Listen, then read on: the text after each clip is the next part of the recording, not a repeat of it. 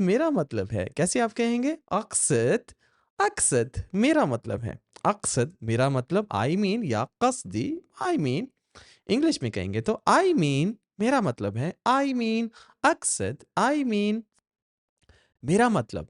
कैसे कहते हैं? मेरा मतलब यानी अक़सद, अना अक़सद भी कह सकते हैं। अना जो है जैसे हम कसद से पहले अलिफ़ लगाया अक़सद हो गया तो अना अलिफ़ जो है अना को रिमूव करता है, रिप्लेस करता है।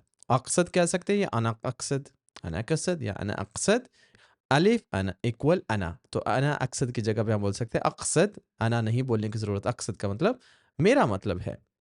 आई मीन इसी तरह बोली जाने वाली अरबिक और साथ में इंग्लिश और साथ में उर्दू और साथ में रोमन में जिसको इंग्लिश उर्दू नहीं जिसको अरबी भी नहीं पढ़नी आती तो वो रोमन इंग्लिश में पढ़ सकता है। अरबिक लिखी हुई है उसमें, उर्दू भी उसमें लिखी हुई है।